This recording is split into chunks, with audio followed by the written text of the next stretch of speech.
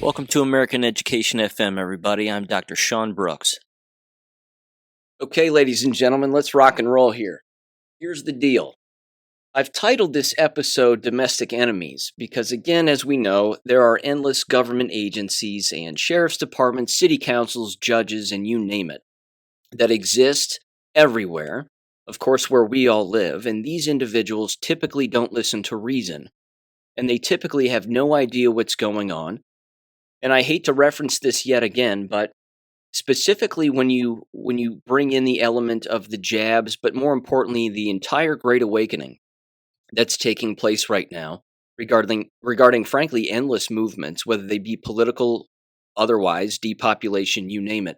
Most of these individuals within these positions where they could actually end this in the blink of an eye have no idea what's going on. They're completely brainwashed, and we know this. We also know that many of them are Masons.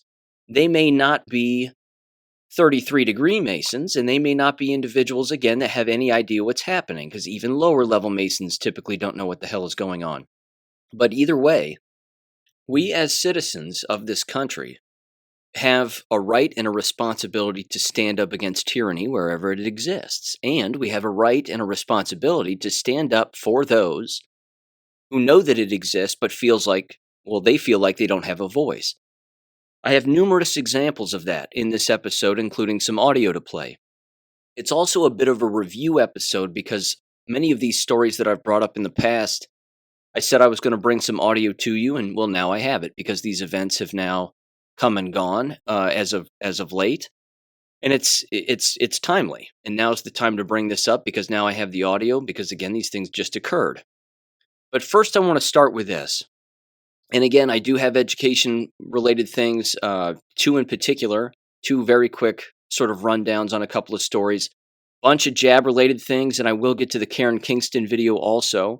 I'll reference this a couple of times. If you haven't seen the video yet of Karen Kingston, she's apparently in Mexico, and she's talked about how she's been poisoned. This is not good. And in her 39-minute long video, which was sent to me by a listener, and thank you for sending it, I put it on my BitChute channel and my Rumble channel. You can go over there and check it out. She calls them all out. She calls out RFK Jr., Robert Malone, Mickey Willis, the whole freedom movement, and all these assholes. And if you recall, again, I'm not patting myself on the back here. I've just said time and time again that you can't trust these people. I trust Karen Kingston. She's gone down the rabbit hole. She has the experience. She has the expertise. She's the one trying to weaponize us against the enemy as much as humanly possible.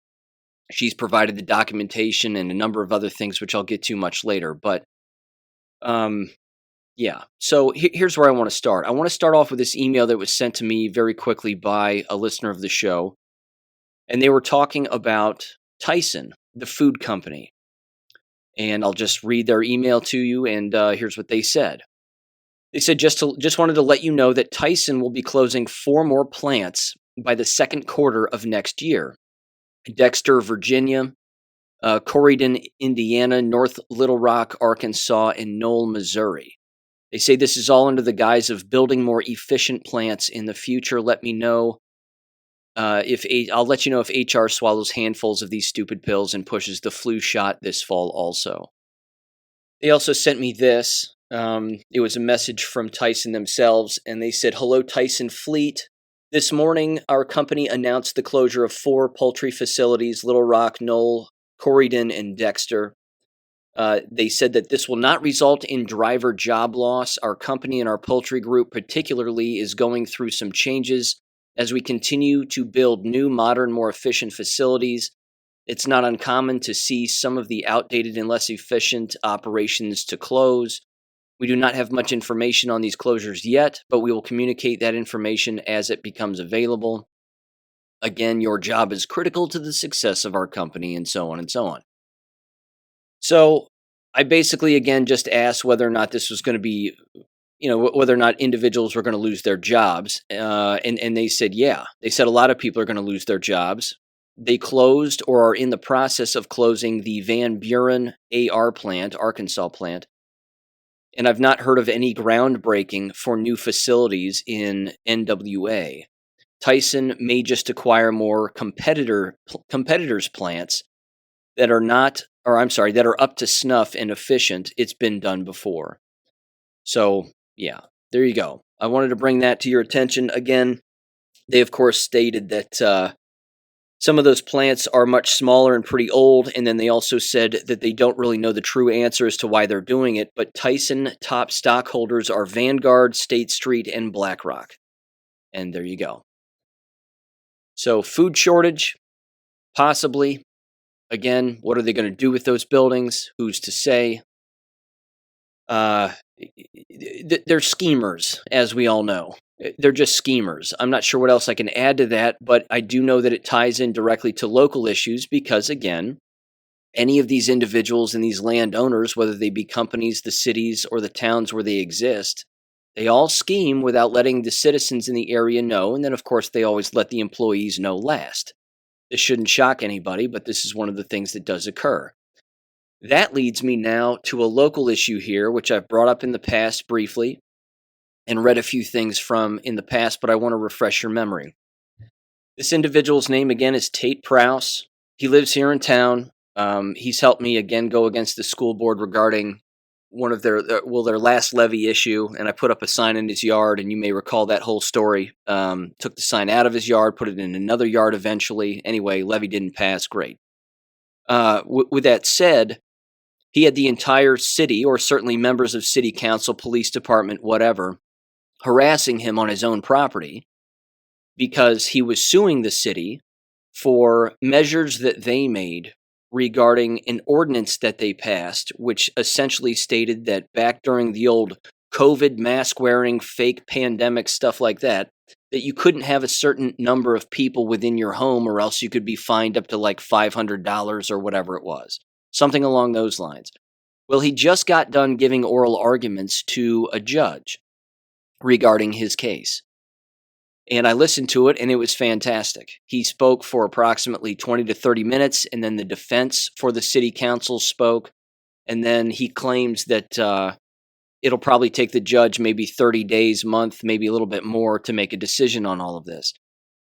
The overarching point, and again, I'll leave the episode to him because he'll be on the show eventually, hopefully sooner rather than later, but he'll be on the show to describe the entire thing. You'll hear the tyranny, and you'll hear the bullying and the intimidation, and again, the simple fact that a city threatens to fine private citizens for gathering with family members within their own home back when they were doing that, and this can't be the only place where they were doing that.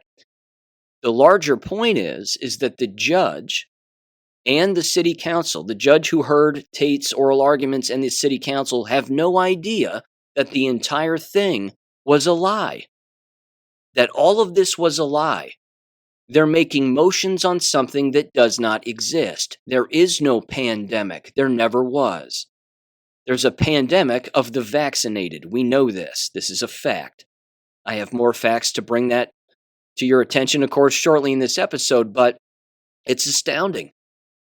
I mean, it's the Twilight Zone. It's like Inception. It's a dream within a dream within a dream within a dream, and you have no idea how far down the dream hole you actually are. And these judges and these police officers have no flippin' idea. They don't have a clue. So again, Tate will be on the show in the future. Look out for that one because his story is awful. It's absolutely awful. It is one of, again, total tyranny and intimidation on the part of the city in order to harass him regarding the level of grass on his land. When that's not really why they were coming after him. They were coming after him to intimidate him because he was suing the city for these illegal measures that they were making, which of course made national news regarding Miami University, that there was a sick kid living in a rental house with his other roommates, as they were all Miami students. And then there were other students in the house who were also sick. The police showed up because somebody drove by and saw that there were students on a porch, all talking on a sunny day, having a conversation. And then they reported it to the police. And then they fined these students. And then the university, of course, went out of their way to then discipline these students. And then the university got sued and so on and so forth. I mean, you cannot tell people that they can't congregate on private property. It's beyond tyranny. It's Bolshevism. And that's tyrannical, as we know. But hopefully the judge has his head on straight regarding that basic issue, that under no circumstance can a city council make such a ruling, or the threat of a ruling. That's ridiculous. It's beyond ridiculous. It's, of course, unconstitutional, as I just said, and Tate knows it, and anybody with a brain in their skull knows it. So there you go. Okay. Now there's this other local issue, and I have some audio to play.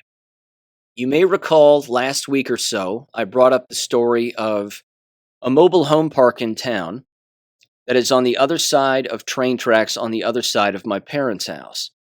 And there's a park there for the residents of the mobile home.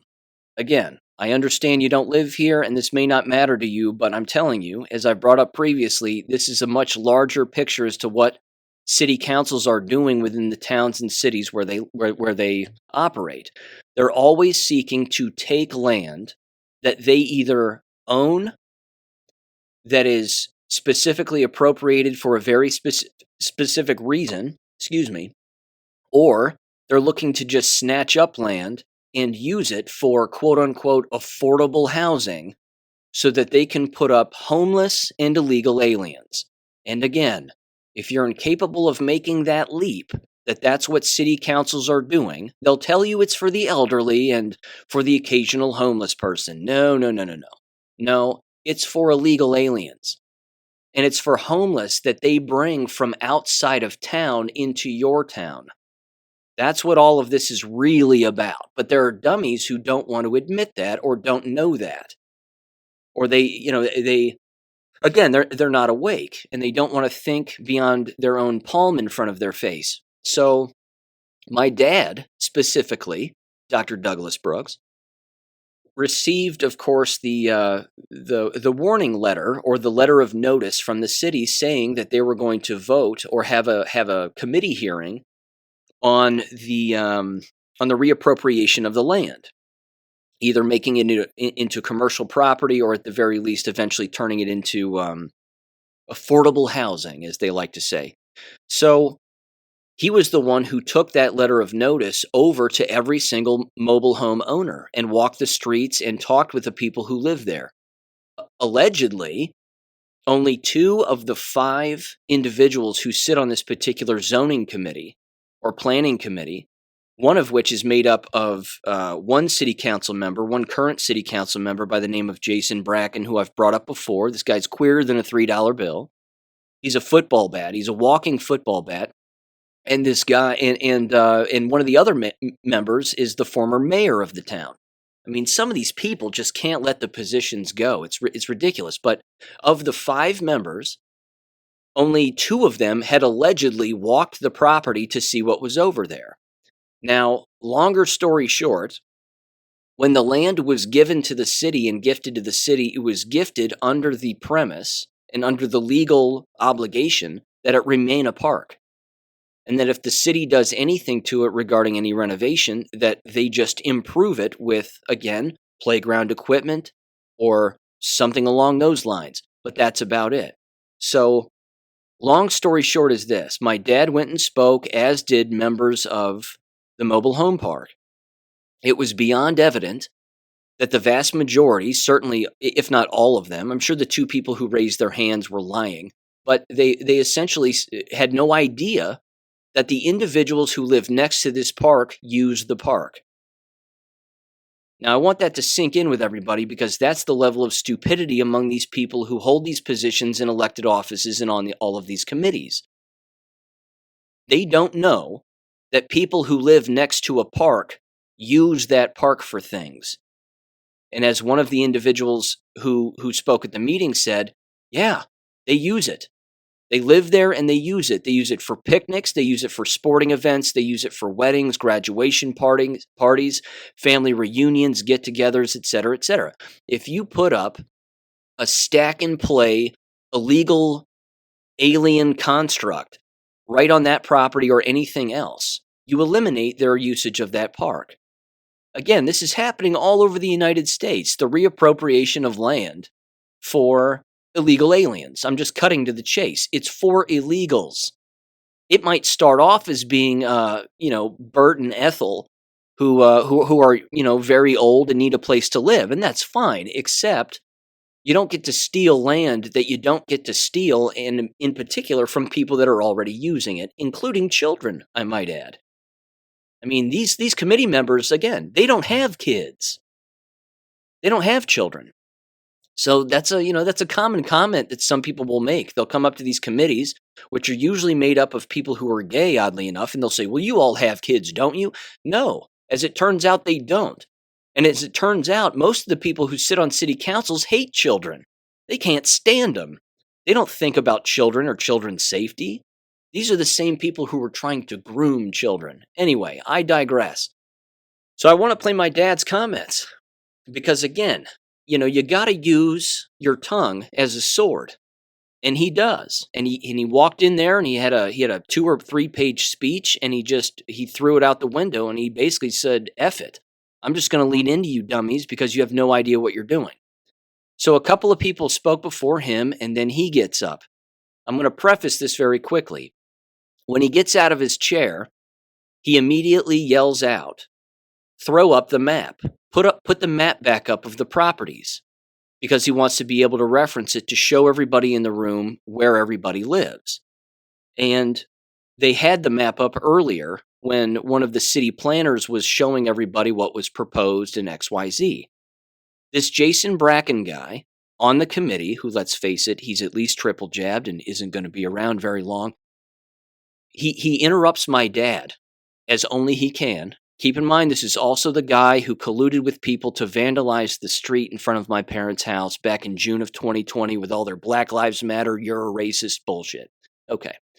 Anyway, with that said, Jason Bracken interrupts my dad, and he goes, "You don't get to just tell us what to do. You don't get to tell us to put up the map." And then my dad looks at him and goes, "Please, please." Now, I would have said something else to Jason Bracken, like the fact that he has AIDS, but either way, I'm going to play my dad's comments, and you'll hear the tongue lashing, in particular at the end, because again, ladies and gentlemen, if you don't get hot and you don't get mad at these people, they'll never understand what they're doing, and you can make these bullies cower in an instant. You want to see a Bolshevik just implode on themselves? This is exactly how it's done. So here's my dad in 3, 2, 1. Put the picture up. It shows the Country Club Lane. Okay, Country Club Drive. And I think it's Mary Day. You don't get to just press the stuff and hand it. That's all. I'm sorry. If you please put it up. It shows that. And you're Mr. Brooks. I'm Mr. Brooks. I still live on Country Club Drive there. Okay. There we go. We're getting there. My house is the second one in from the end of Country Club Drive. That white thing you see there is my swimming pool. I received on August 7th, the city accepted, let's see. My understanding is that on August 7th, 97, the city of Oxford accepted this 4.6 acres from the owner of the mobile home park specifically for public recreation and leisure activities. I've been to the park. I've walked the park. I've walked every street in the park. I've talked with people throughout the park. I've been on Ray Way. I've talked to everybody on Ray Way. Nobody wants this. Nobody. You're going to be putting something there nobody wants. The Country Club Lane Drive, people don't want this. There has to be another place to put this. Having said that, how many of you have walked the streets of the mobile home park lately? Two. That's good. Oh, come on. Okay, good. You know the differences. You know what's been going on over there. You know the change that's taken place over there. There's terrible places have been torn out. Nice homes have been put in there. They still have. David can speak to this specifically. 90 new units. Right? They've got empty spaces over there. David, how many empty spaces? Roughly right now. Excuse me. A ton. Excuse me. Yeah, he's just backing me up. Okay, so here's the deal. Dr. Brooks, this is your public comment. Thank you.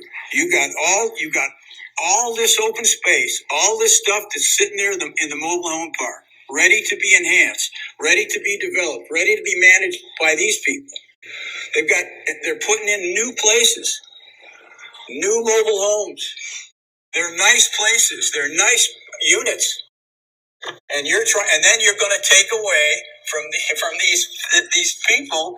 You're going to take away this green space where they can go and eat and have lunch and entertain their families and look across the field like we do and look at deer and look at wildlife. It's a very special area of this community, and right now it's being treated like it doesn't amount to shit. All right, thank you, sir. Your 3 minutes have expired. Unfortunately, that's not how it works. Come on up, David. After him, of course, and well done, by the way, after him, there were two older individuals, again, both veterans, who lived there, and they basically were saying the exact same thing. They said, again, do you use that park? Do you live there? No, you don't.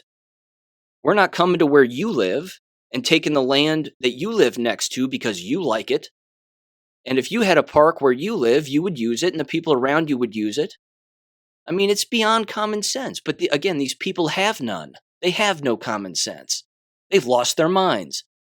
They're only interested in forwarding a hard left-wing Bolshevik agenda, which means bringing in illegal aliens into your town in an effort to destroy it.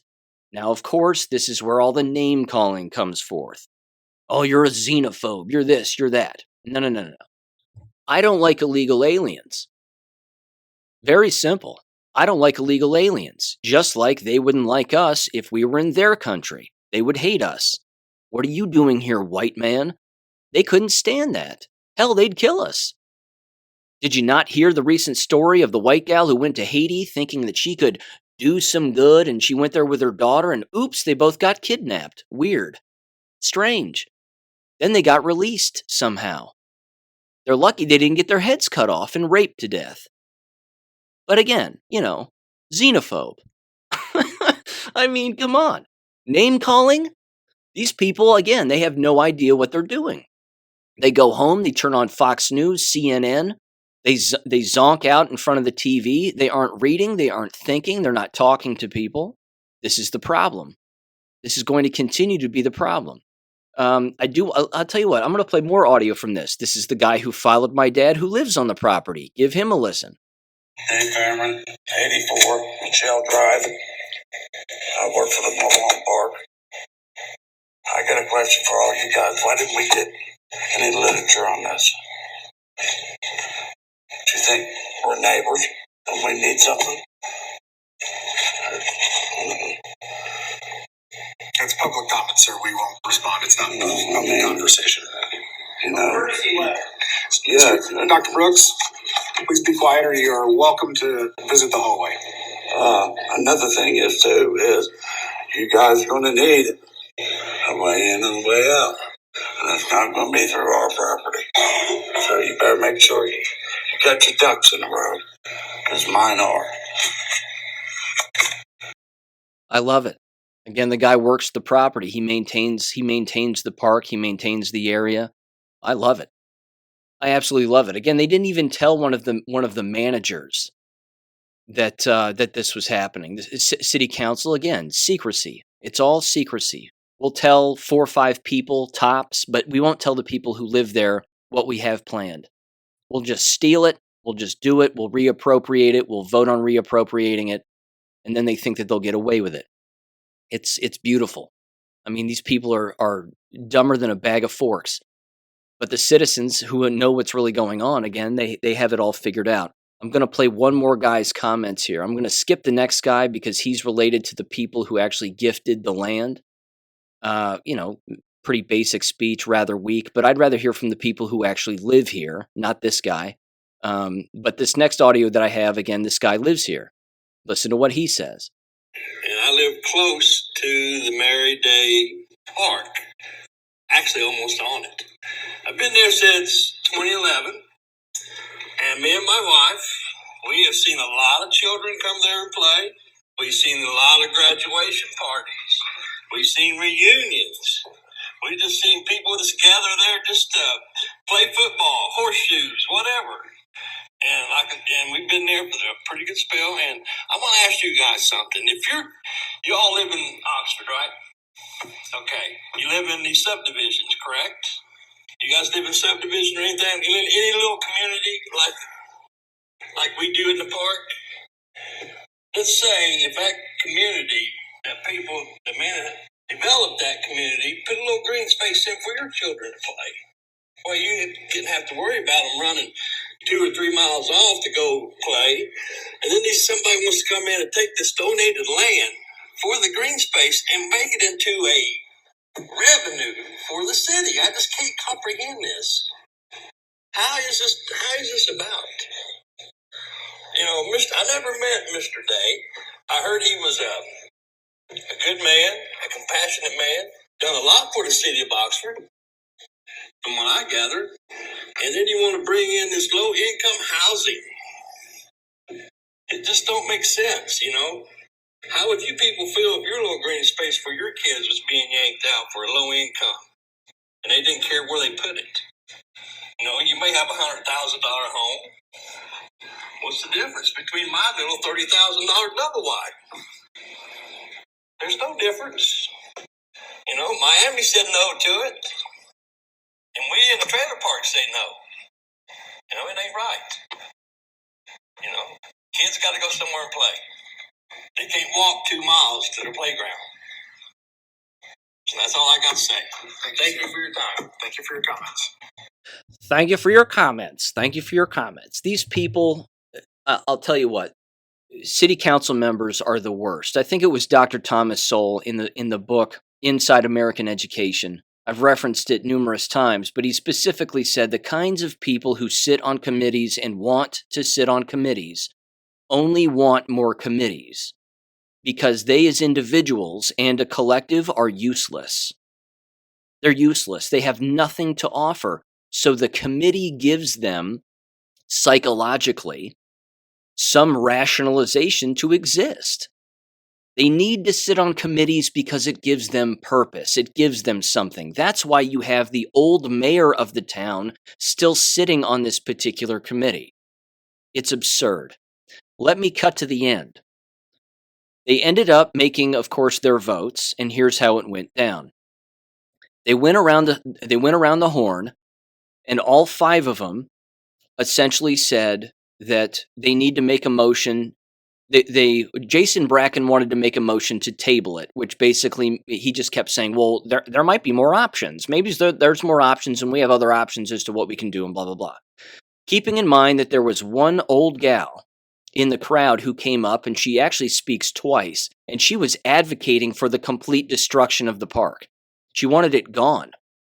She wanted the low-income housing to be there. I mean, this woman is out to lunch. She has no idea what the hell she's doing. She doesn't even live there. Again, this is the plight of the Bolshevik. This is it in a nutshell. Oh, you don't live there? Too bad. I don't live there. It doesn't matter if I don't live there. I want to change it. I want to change what's next to your property. Yes, I may not even live in town, but I want to change what you have and what you like. I want you to be as miserable as I am. That is the definition of a Bolshevik and of a Marxist. They want everybody to be as dumb and miserable as they are. So she spoke twice, and she sounded like a complete buffoon. And then they went for their vote, and they decided to make a motion to table it. The motion didn't even pass, and Jason Bracken was the only one who wanted to table it, which meant that they would just ignore it for now and then revisit it when people weren't as pissed off as they are. So that didn't pass, so Jason Bracken lost. And then they made a motion to just dismiss the entire thing and dismiss the whole issue, and they made 2 of those, and Bracken was the only one to vote no. Everybody else said, yes, we're doing away with this. It's done. This issue is put to rest. We're leaving it the way that it was, and everybody can go back home and go back in peace. Keeping in mind, almost everybody who sits on the board is still a leftist, but all of them voted in favor of the people who actually live there. It was like a snake filled with common sense came up and bit all of them right in the leg for just a brief second, except for Jason Bracken, because, well, let's face it, he has enough venom in his bloodstream regarding all the COVID jabs he's taken. He doesn't know which way is up, and he can't see straight. My dad later told me, and this is funny, he said, Sean, he said, it took every ounce of energy I had to not yell from the back, which of course he did, and they threatened to throw him out, which you just heard. But he said, I wanted to yell at Bracken that he's not going to be around much longer. You're not even going to be here in 2 years, or whatever he said, or wanted to say. It's classic. It's just classic. So, ladies and gentlemen, my point is this. This is what is going on across our country.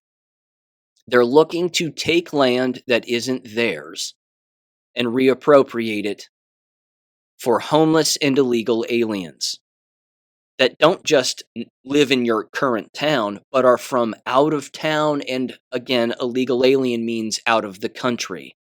This is already happening. And if you're listening to this and you don't know that it's already happening, you're paying attention to the wrong things. Put down the football games on Sunday. Pay attention to what's going on around you. This is the war. This is the battlefield. That's what this is. So there's that. Okay. I want to preface this by saying this. I'll bring up Karen Kingston here and what has happened with Karen Kingston right now, and then I'll bring it up later. Karen Kingston has been poisoned, and she doesn't look well. And like I said earlier, the video is on my BitChute and my Rumble channel. Please check that out. She describes it in detail as to her conversation. She calls out a lot of people, Robert Malone, Mickey Willis, RFK Jr., and the whole freedom movement, quote unquote.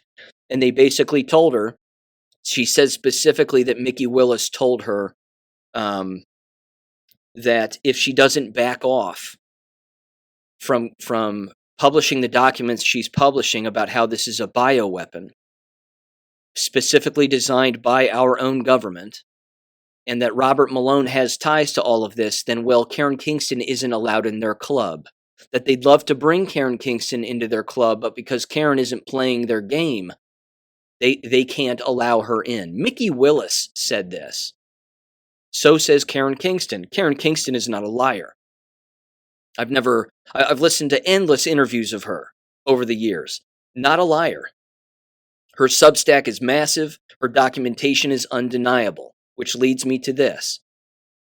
She has put out, not that long ago, it was maybe a couple of months ago, she put out a document, which I have on my website under the Government Documents tab, that is a letter to give your sheriff's departments and the sheriff's deputies and the majors and the individuals that work within the sheriff's department. It's exquisite. It's referenced. There's nothing but fact in it that this is without a doubt, by definition, a biological weapon, and that it breaks state code regarding the use or manufacture or dispersion of a biological weapon.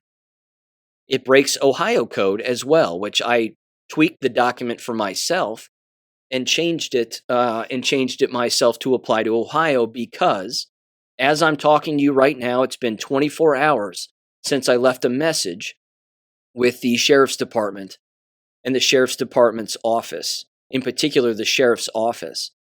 And I'm going to play that audio as to what I said over, again, the answering machine. And they claim they'll get back to you, but as we know, they won't.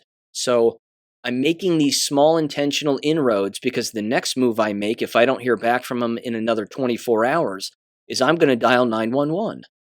And I'm going to talk again for the second time with the sheriff's department to get these jabs gone and to have them investigate, which we know they won't, because they all need to be confiscated, which again is what Karen Kingston has said numerous times over the course of years, and she says in her own documentation. So here's the audio of me leaving the message for Sheriff Richard Jones in Butler County, Ohio, in 3, 2, 1.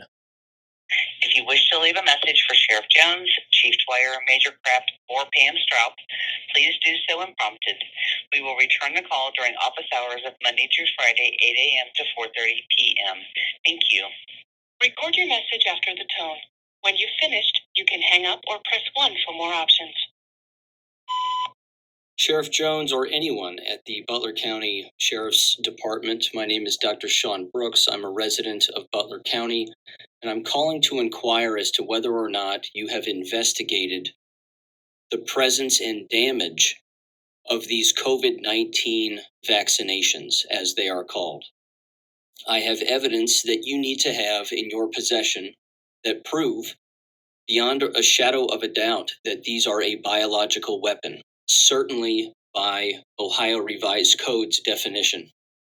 More specifically, I'm talking about Ohio Revised Code 2909.28, which is the illegal assembly or possession of chemicals or substances for manufacture of prohibited weapons. I have an email address. Myself and a colleague who is a nurse attempted to work with your department, and it was pushed immediately to a county prosecutor where he, of course, ignored it. And he himself has taken these shots and is remarkably sick as a result, but did not make the mental connection. My recommendation is you get a hold of me so that I can move this information to you so that you can cease all distribution of COVID-19 vaccinations in Butler County. Thank you for your time. I edited out the part about my email address and phone number for rather obvious reasons, but I left them both with them. They have both of them. Again, you would think that a sheriff's department would want to get a hold of this. You would think that they would care that there's a biological weapon by definition being distributed and has been distributed since 2020 to the residents of their county. This proof is out there. Again, these people don't read, they don't watch, they don't listen. They just do their job. Well, we're just doing our job. And, we've got other things on our plate and all these other horseshit excuses we have. You're just going to have to deal with it. No. This is a globalist biological weapon, and it's killing the people who take it. And as I said in the message, including that prosecutor that I had a phone call with. And you heard his excuse because I played it on the show. I told you what it was. Well, it's a good thing I took them because, that COVID could have been a whole lot worse had I not taken both shots. But yeah, I might not get another one, but I'm glad I took those two. Well, that's good. Good for you. These are the people that we are relying on to put forth justice in the face of tyranny? You've got to be kidding me. Like the man who lives and manages the mobile home park. You better have your ducks in a row, because we do. We know what the hell's going on. They don't. These elected people don't have a flipping idea. So there's that. And again, I have more jab-related stuff that I'll bring up later, but I just wanted to bring that to everybody's attention that, baby steps with the sheriff's department one more time. And then, honestly, I don't know what else to do. But if you want Karen Kingston's sheriff department document, and it is exquisite. Again, she references Florida state statutes toward the end of her written portion, right before the reference section. You can of course change those. My recommendation is you get on your state code's website, just type in whatever state you live in a search engine, and then federal codes or state federal codes or just state codes, and your state code website will pop up, and then there's usually a keyword section right there on the front of the website because they're all generally the same. And I typed in biological weapon.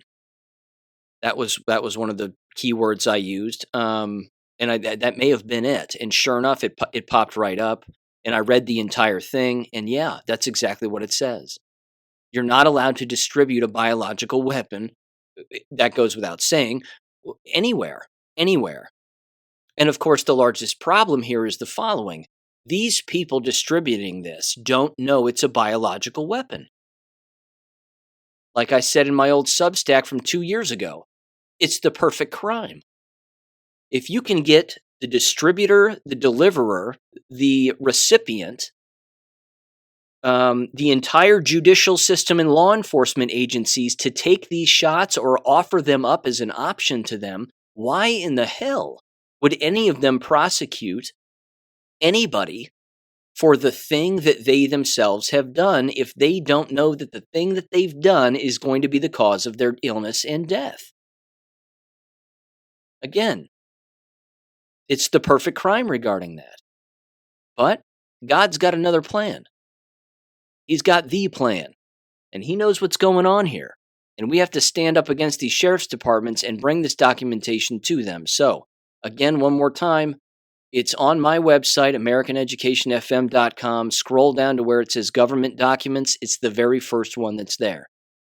Just click that little white tab, and then it'll download the PDF for you. And again, take out the Florida codes that are in the last couple of paragraphs there in her written section. Make sure you plug in your specific county name, your sheriff's name, deputy, so on and so forth, and then just replace the state codes with your own codes about biological weapons. Because they're breaking the law. They're committing felonies. They're committing murder. I mean, let's cut to the chase. They may not know it's murder, but that doesn't matter. It's still murder. And it still is occurring on a day in and day out basis. So there you go. All right. Very quickly regarding the Ohio Issue 1 special election that took place this past Tuesday. I got that wrong, but we also knew that there was going to be voter fraud, and there certainly was. Couple of examples, there were voting machines that did not work. The old stick your ballot in the bag and don't worry, we'll count it later. That happened all over the place. It certainly happened in the left-wing counties that exist in Ohio, and there are not many of them. I want to say maybe 4 or 5. The rest of Ohio is bleeding heart red. Let's see what else. There were individuals openly testifying that I've heard from first and second-hand accounts that there were individuals who were being told that the voting had stopped when it hadn't, and that they had already called the race before the time was up for people who were allowed to still vote. Because I think the voting went until like 8 o'clock at night, somewhere around there. But they had already called it by 8 at night. I mean, I even saw it. It was, again, remarkable. They just called it and said, well, it failed. The no vote ended up winning, and that's it. Now, again, why did they want the no vote? Because they have an abortion bill that's on the docket ready to show up. That's likely to pass because they only need 50 plus 1 in order to pass it. Again, these people are disgusting. So anybody celebrating the no vote, these are your pedophiles. Anybody celebrating the no vote that ended up passing, these are the people who love child murder. Just keep that in mind. Again, know your friends, know your surroundings, know the guilt by association. These people out themselves in the blink of an eye. They wear their immorality on their t-shirts. It's disgusting. So I wanted to bring that to your attention also. Let's see. Naturalnews.com. I just randomly picked this one, thought it mattered. It certainly does. Before I get into some education stuff and then more jab-related things here. This was titled, Tap Water Across American Southwest Found to be Heavily Contaminated with Cancer-Causing Arsenic. Yeah. It says the Environmental Working Group, or EWG, has found that tap water in at least 31 states is contaminated with arsenic at levels above the legal limit. While much attention of late has been focused on PFAS, forever chemicals, in the water supply, it cannot be overlooked that arsenic, a metal naturally found in the Earth's crust, is also problematic. Particularly in the American Southwest, arsenic-contaminated water is a serious issue that is only being made worse by pesticide use on crops and the industrial processes like cement manufacturing, both of which leave behind toxic residues in groundwater used for drinking. Prolonged exposure to arsenic is linked to damaged DNA, which in turn can lead to cancer. Arsenic is also linked to immune system dysregulation, high blood pressure, and heart disease. Researchers at Florida International University in Miami warn that arsenic contamination is not getting nearly enough attention as PFAS, despite posing a similar health risk. Quote, since many countries are still affected by high levels of arsenic, we believe arsenic exposure is a global public health issue that requires urgent action, FIU scientists say.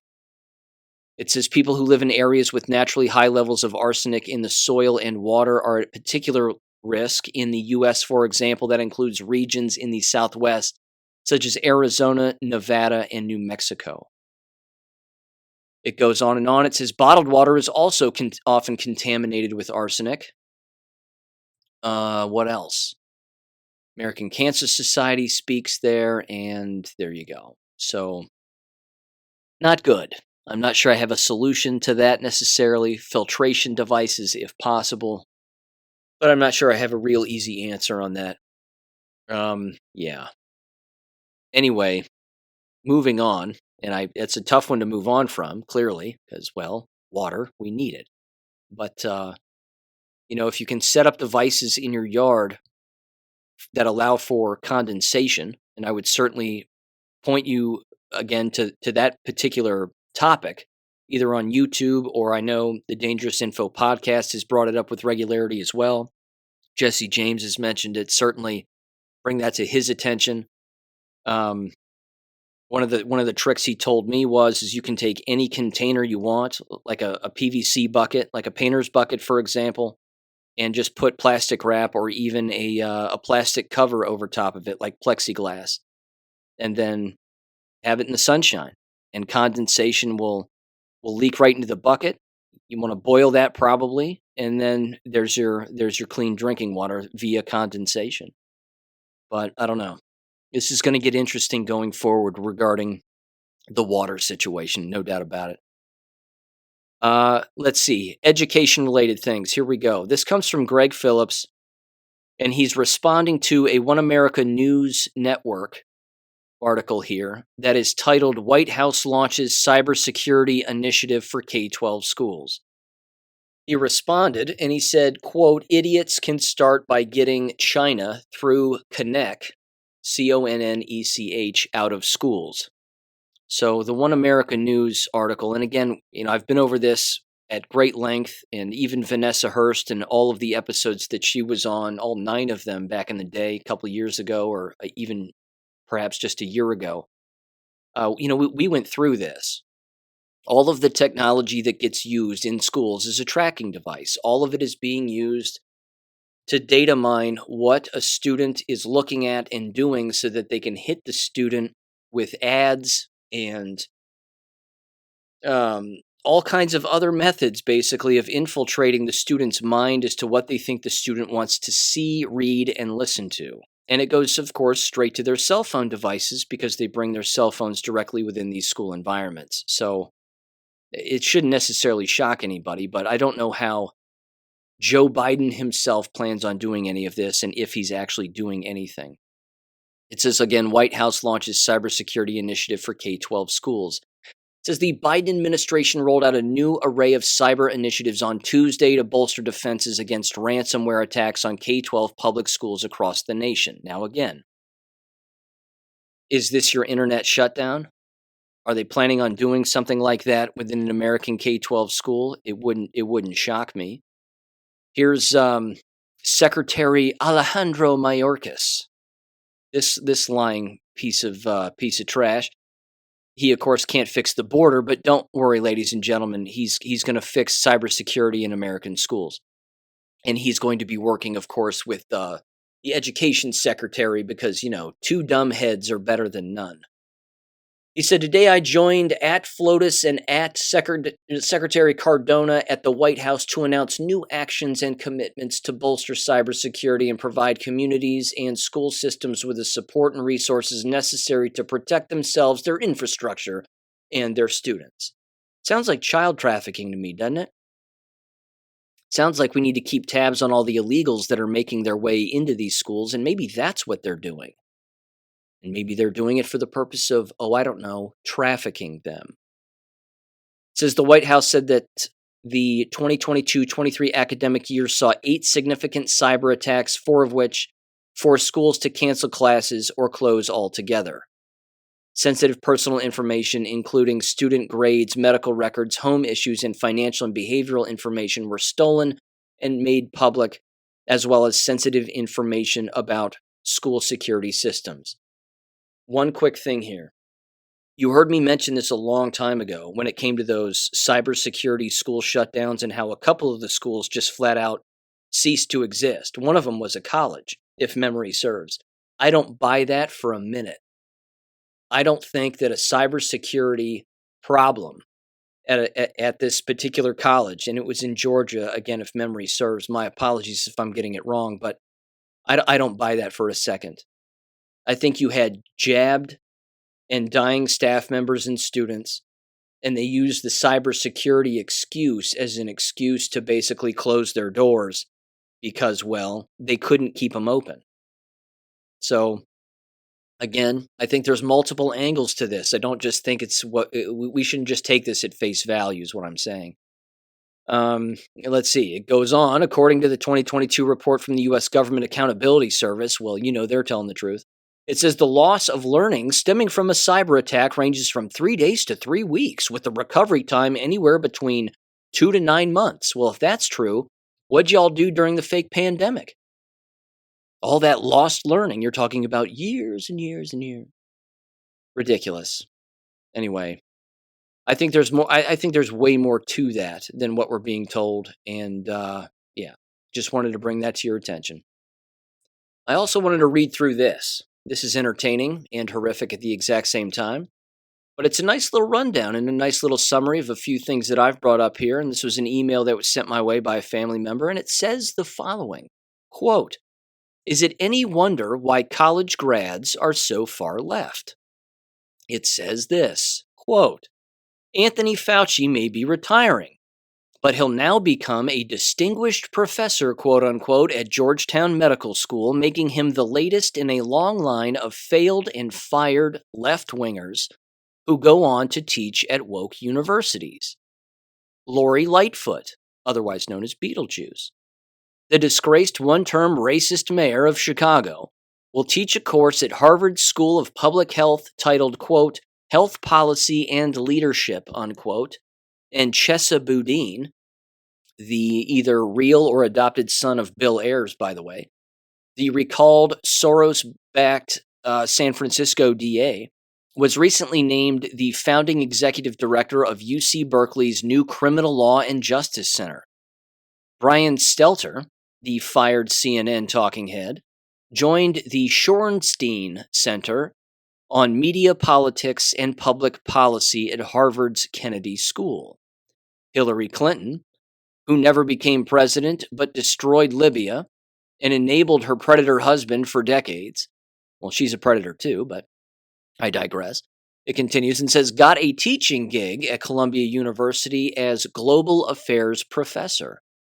Peter Strzok, the disgraced and fired FBI agent who also, known as Lisa Page's lover, who had an insurance policy to take down Trump, is an adjunct professor at Georgetown University's Walsh School of Foreign Services. James Comey, who helped frame President Trump and makes a living virtue signaling on MSNBC, taught a course on ethical leadership at William and Mary. Sally Yates, who was fired for insubordination at the DOJ and for being a partisan hack, got a lecturer gig at Georgetown University. Beto O'Rourke.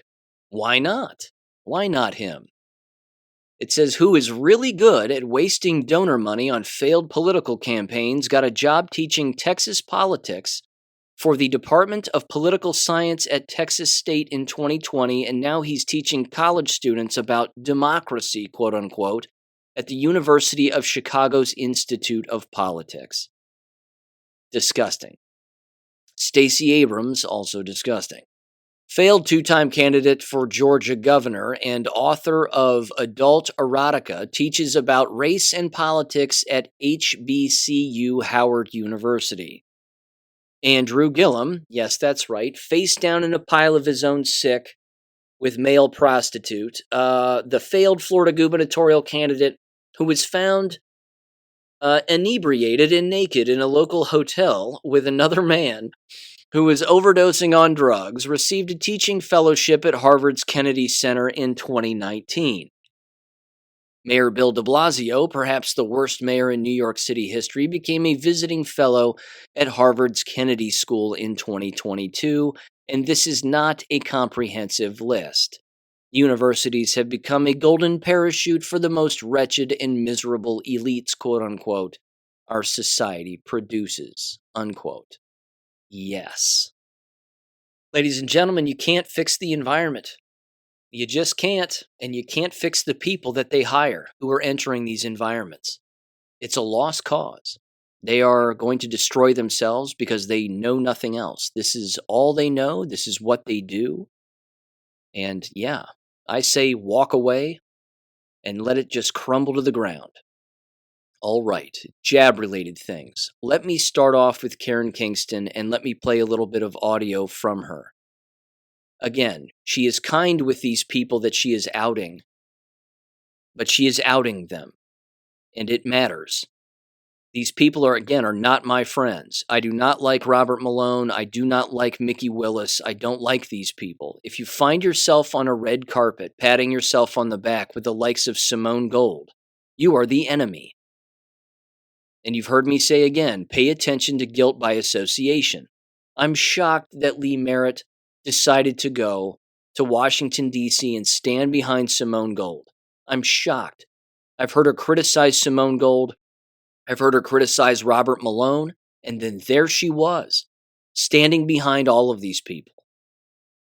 It's disgusting. These people disgust me. They are the gatekeepers. These are the people, again, that are trying to keep people from speaking out about the truth about what is going on. There are no viruses, there are just weapons.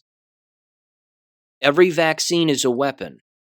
Every vaccine harms people, damages their DNA, passes the blood-brain barrier. I've been over it time and time again. I'll keep going over it. I'll keep bringing it up. They don't belong in the human body. I don't care what vaccination it is. Doesn't matter. These COVID shots are a biological weapon. So, here's some audio from Karen Kingston, her describing it. Please pray for this woman. She is a patriot beyond patriotism. She's been out at the forefront of this. Again, legal analyst has described the definitions of what these really are, who has said what, and that's busy work. And she's worked her ass off, and she's saving people's lives. And now, of course, they've been coming after her for quite some time. And unfortunately, they got to her. But she's still speaking out because she knows that there's a higher power. There's only the truth, ladies and gentlemen, and nothing else. So here's Karen Kingston in 3, 2, 1. Hi, everyone. It's me, Karen Kingston. I know I look terrible, and I apologize for any distress I've caused to anyone over the last couple weeks. I taught Ernest Luke, Luque, was a security firm I hired. That's the owner's name, Ernest Luke. He used to work for the FBI, and he told me he worked for Obama and Hillary Clinton when she was Secretary of State at the Pentagon. And he told me my life is in danger. I have been poisoned multiple times, stuff in water bottles or water. When I was staying with my mother with security, I got a message from a friend from Florida saying I wasn't safe there either, and I believe that was true. So why am I on the hit list? Well, when I spoke with Ernest Luke, he had told me that I am on a list, that my messaging is wrong. Specifically, I'm activating sheriffs, which they're allowed to do, and my messaging around certain. This was confirmed in Florida, saying, that some of my information could be damaging to children's health defense. I don't even know how that is. But so why am I in this situation? There is a massive plan, as you guys know, right? Just basically to track and trace everybody. So if you notice in America, at least in California and Florida, there's lights everywhere. you're also being injected with lipid nanoparticle technology. Those are tracking devices, and they're weapons. And so what I did in Florida caught the attention of a number of people. Apparently, according to Ernest, it caught the attention of former President Obama and Secretary of State Clinton. And the reason why there's a target on my back is because I have a demand letter up on my Substack for sheriffs to seize the weapons. It's very easy to do. I mean, if you have victims and people were harmed by the injections, those weapons can be seized. We just need one brave sheriff or chief deputy to do the order, and then the house of cards will fall apart. So that's one of the reasons. But then Ernest also told me it was my messaging around specific individuals, and I have a feeling it was around Dr. Robert Malone. Now, I've never spoke to Dr. Robert Malone. I've been critical of him when he said that the FDA approval for Pfizer didn't happen on August 24th, 2021. He went on Steve Bannon and said it was for a company called BioNTech, not Pfizer. And they're obviously business partners. It's like a marriage. So Pfizer also broke their immunity shield. If you read the DoD contract, they forfeited their immunity under EUA. That's not my opinion. That's also what the federal judge in the Brooke Jackson case ruled, which is why he ruled on the case. He wasn't supposed to rule on it at all. He did not punt it. So Pfizer's completely liable. We can go after them with criminal and civil charges. But more importantly, we need to get these injections out of the community before they cause disease, disabilities, and death among more children. Also, I was critical of Dr. Carl Malone because on Glenn Beck, he confessed that mRNA injections are the gateway into transhumanism. So what is transhumanism? Dr. Robert Malone explained it by making biological changes to the human body and also integrating it with the digital realm. So the biological changes are non-human DNA. And you can read Dr. Robert Malone's patent from 1996, which is expression of exogenous DNA in mammal cells. So in that patent, he was experimenting with his cationic liposome, which is a technology to express reptilian DNA, to express insect DNA, in human cells. And specifically, it says in patients. So even in the human body and human beings. My other concern is that, Dr. Robert Malone consistently says Pfizer's not liable, right? He started August 24th, on Steve Bannon. He said after watching the video from Project Veritas with Jordan Walker at the end, he said, well, it's obvious that Pfizer's above all international laws for biowarfare. And he mentioned some Israel treaty, but that's not true. And so I think that was a major part of it. And I keep in mind, this is all open information. When Dr. Robert Malone was interviewed by Joe Rogan, he admitted, he's like, yeah, I have friends at the NIH. I got Anthony Fauci's cell phone. I have friends at the three-letter agencies, the CIA, the FBI, the Pentagon. I was in charge of vaccine development and billions of dollars with BARDA. He's also worked with DARPA, basically to create these nanotechnologies, is what they are, that mimic our biology, right? And he's very open about this. And he also says, yeah, he works with the CIA and the FBI. And, he said on January 4th, Michael Callahan, big guy at the CIA, I guess, gave him a call. So my concern is some of his messaging is saying, it's like, well, yeah, this is terrible. We shouldn't inject children. We shouldn't inject adults, and now it should be pulled. But there's nothing you can do. And that is fifth generation warfare, right? It is disempowering your enemy to say, and it's called mockery of the victim. So you tell them the crimes that are being committed, and then you say there's nothing you can do, and that's simply false. And I would recommend everyone, please, download that letter I wrote to the sheriffs, and also there's a letter to the sheriffs, and then there's one that's called The Weapon the Intelligent and Brave have been waiting for. I'm going to stop it there. Again, I recommend that you certainly download that from my website. That's where you can access it. If for some reason they get rid of her Substack, I have that sheriff's document on my website. It's a 39-minute conversation she has and a message that she has for everybody. It's absolutely heartbreaking, but it exposes so much more of what's going on here. And she's 100% right regarding the fifth generation warfare. These individuals that are coming out in front of people and saying, we're the people you have to listen to, and look at all of us, and we're going to these parties and these speaking tours and these private dinners and XYZ. We're the people you need to listen to. Don't listen to anybody else. Just listen to us. In fact, they don't even have to say don't listen to other people. All they have to do is just work hard to be more visible than anybody else, and then the dummies will just drink it all in. They're trying to keep people on the same wavelength of thought, which is their wavelength of thought. That's a problem.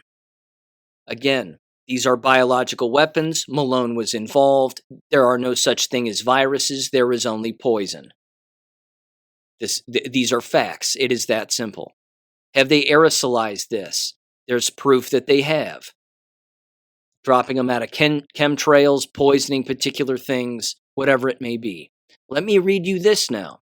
I sent the video to AJ Gochik, and he got back to me because he has some people on the inside as well, or people that used to be on the inside, and he said the following. He said, "Thanks, Sean. Message from a friend after I forwarded the summary of the Kingston video, who is not affiliated with Children's Health Defense anymore, but has a close friend who still works with or for CHD." The person said, quote, "Holy tamale. I was with Malone last night and the night before at a private dinner. He addressed the controlled opposition thing. He brought it up and talked about it straight on. He has me believing that he is not controlled opposition. He also said that Bobby, RFK Jr., said that, quote, if Malone is controlled opposition, I'd like 10 more, please, unquote. Or then he said, shit, unquote. I responded and I said, Karen Kingston isn't a liar. I said, when she stated what she did about Mickey Willis, it made complete sense. Again, I was paraphrasing and said, when Mickey Willis tells her in the interview, or she says that Mickey told her, to back off and you can play with us because we want you to play with us and we want you to be on our side. But if you don't back off, then we can't associate with you. I told him Mickey Willis is a piece of shit. And so are the rest that are associating with the likes of Malone and Dr. Gold and Mickey Willis and any of those people. He got back to me and he said, quote, it's weird that Malone felt the need to explain why he is not controlled opposition. That's more evidence that he is. Not that we need any more at this point, unquote. Again, you've heard me criticize Malone from dating back until the very day, even the evening and day after I gave that school board speech where I referenced his name. In fact, it was a week later that he showed up on Tucker Carlson's show for maybe the first time. So he was sort of thrust into the limelight a little more than maybe he already was. But you can't work for these three-letter agencies like the Department of Defense and play with poisons for a living and expect the knowledgeable to actually like you. He is a part of the problem. Period. He's a part of the problem. Again, he's suing copious amounts of people for telling the truth. You're slandering me. You're libeling me. I'm not a part of the problem. I didn't do this. I didn't do that. Again, suing Dr. Jane Ruby for $200 million or something, suing the Stu Peters Network and countless others for telling the truth. Come on. It's ridiculous. It's ridiculous. There's not a microphone out there that he won't find. There's not a speaking engagement out there he won't find. This is all suspicious. And he's in on it, period. Because why? The government's in on it. Karen Kingston knows that. We know that. That's the way that it is. So there you go. Just wanted to bring all that to your attention. And again, I recommend downloading that sheriff letter, email it to him, leave a message, and then go talk to him personally. Because that's what I'm doing. And there you go. Okay. There was this too. This was, again, a peer-reviewed article. Peer-reviewed, not that that means anything. In the Journal of Immunohorizons. This was back on May 9th of this year, and it was titled, Evidence for Aerosol Transfer of SARS-CoV-2 Specific Humoral Immunity. Here's the abstract. It says, infectious particles can be shared through aerosols and droplets formed as the result of normal respiration. I don't know about that. I'm telling you, I don't think that that's true. I think that they have other ways of moving this kind of poison from person to person. We know proximity is certainly a part of it. We know breast milk. We know fluid exchange, things of that nature. But anyway, can it be aerosoled and dumped on us from chemtrails? I have no doubt about that. It says whether ABS within the nasal oral fluids can similarly be shared between hosts has not been investigated.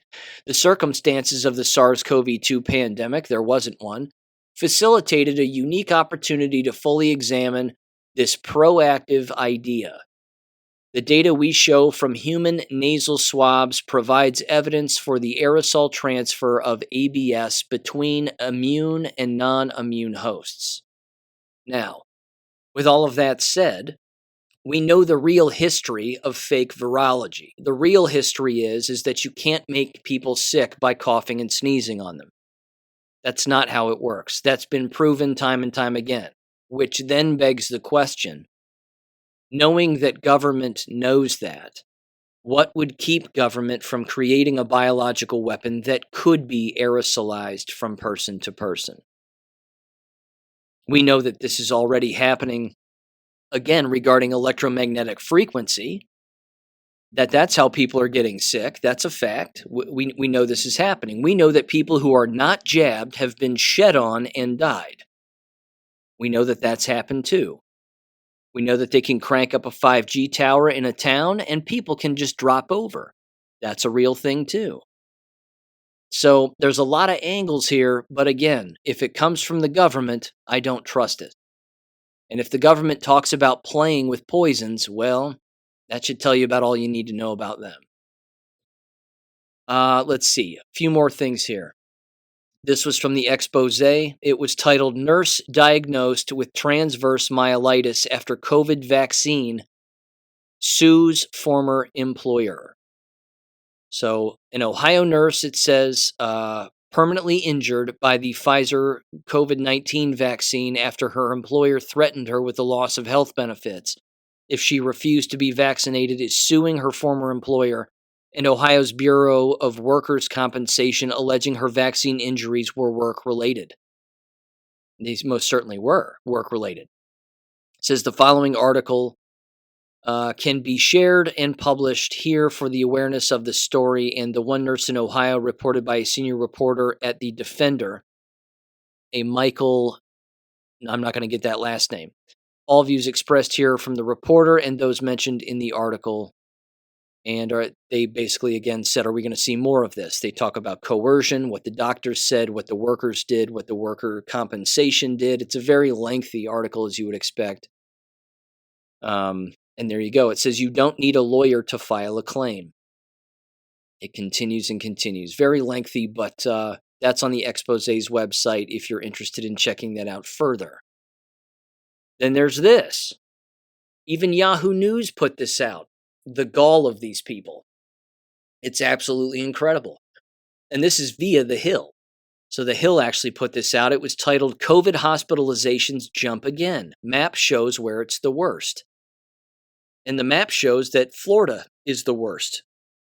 Northern California, Northwest Nevada, looks like most of Oregon, and certainly the coastal areas, plenty of South Carolina, but almost all of Florida is what is considered here as the reoccurring cases. Hang on, let me blow this up real quick. Florida is a moderate increase and a substantial increase in the percentage of new hospital admissions of COVID-19 from the prior week. It's not COVID-19, it's the jabbed. It's the jabbed. And as even somebody reached out to me and said, it's the vacationers in Florida who are jabbed also.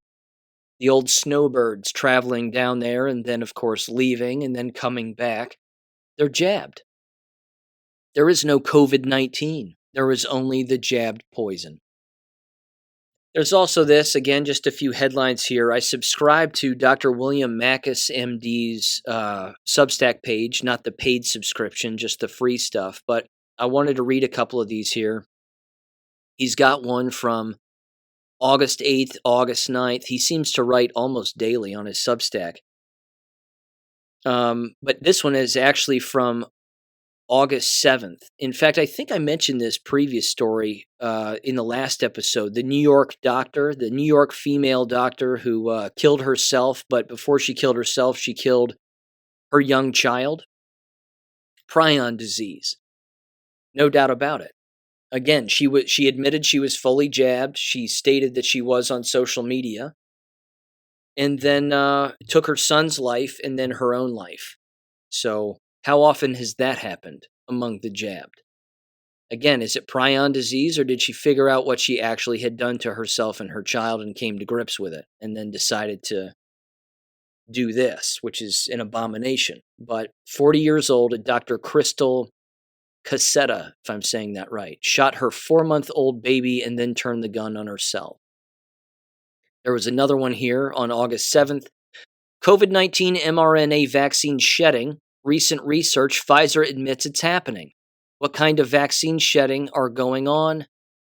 And then it says, how long or how do you protect yourself? And he gets into that a little bit in a later article where he talks about the combination of bromelain and NAC and curcumin and taking that as well. Here's another one titled New COVID-19 Variants, Propaganda is Ramping Up and the COVID Con is Back On. New variants, EG51 or EG.5.1 or ERIS, as it's being discussed, is the Eris, of course, is the demonic goddess of chaos and discord. And then FLIP variant, most mutated Indonesia variant, my take. So he says. Again, I'm not one to buy into the variant stuff. I'm really not. You have different people in different geographic locations and different demographics of different bloodlines experiencing different symptoms. That, of course, is AIDS. Syndromes. That's what the S in AIDS is. So if I had to take an educated guess in the, from the old scientific method, I would say that that's the reason you're seeing different variants. You're also, but again, they're not real variants. They're just different deteriorating immune systems in different people of different bloodlines in different geographic areas. Those are going to vary. Not to mention, how many shots have these people taken? Yeah, there's going to be a variant in what is going on in their immune system from somebody who's maybe taken one shot. He also has this headline from another story that he put out on August 9th. It was titled, Families that inject mRNA together develop turbo cancer together, ? 12 unbelievable stories of 2 or 3 family members developing aggressive cancer at the same time. Again, before the paid subscription part, he said on May 27th of this year, I wrote a Substack article about multiple COVID-19 vaccinated family members who died suddenly. Now I'm starting to see multiple COVID-19 vaccinated family members develop turbo cancer, often stage 4. And their stories are shocking and difficult to believe. I have audio from this story. Again, the assumption here is that both of these parents of these little children are both jabbed. And now they both have cancer. So here's that story in 3, 2, 1. OC Cares is sponsored by UCI Health. A family in Orange County is in the fight of their lives as both parents battle cancer. But they're not fighting alone. The community is coming together to rally around the couple and their 3 children, hopeful they can beat the odds. Mark Cota-Robles has today's OC Cares report. It would be one thing if one parent was diagnosed with cancer. Imagine both facing their own battle and recoveries at the same time. It's happening to Zach and Corey Salazar, parents to 3 young girls. My oldest one, she's pretty smart, and she's picking up, something's going on. Corey is recovering from an aggressive form of thyroid cancer. It required 2 surgeries, the most recent just last month. Then, Zach, now recovering from emergency brain surgery, the large tumor found following a routine eye appointment. The surgery went extremely well, but I still do have a fight with cancer ahead of me. It was after this interview we learned that fight is against stage 4 glioblastoma. Zach has been given 12 to 18 months to live. I can't promise I'll have 100% good days, but I understand the reality. I'm Joy. And you are. We were there as Zach received an outpouring of support from his South Orange County community. His lemonade stand helping to raise spirits and funds. There's an additional reason complete strangers were showing up. Are you ready for your Rangers Act fun fact? Well, here it is. During the pandemic shutdown, Zach and Corey created an online show for kids to learn all about wildlife. For nearly 13 years, he's been an actual OC Parks Ranger. You ever want to know what makes a tree grow tall? A white turtle wears a shell on its back. To get your hiking boots and a walking stick, come along with Ranger Zach. We wrote, shot, edited, and released an episode faithfully for half a year. I think we made 26 weeks, just the two of us. Contributing to his community when families really needed the educational outlet. Now he and Corey are the ones needing that support, though her focus is on him. He's just a great guy. And the world and my children deserve for him to be around, you know? Zach preparing for 6 weeks of radiation and chemotherapy. Welcome back to the Ranger Station. As for the show, it's given him and his fans so much. And that is forever. Watching kids come alive in nature fills my heart with so much joy. I can't describe that feeling. Mark Robles, ABC 7 Eyewitness News. An Orange County, California park ranger. So, what did they make the Orange County park rangers or state employees take in 2021? Yeah. Jabs. To work for the state at these parks, you had no choice other than, of course, to walk away. You could have tried a medical exemption, you could have tried a religious exemption, but you wouldn't even try that if you didn't even know it existed. And in order to try that, you, of course, would have to know what these shots were intended to do.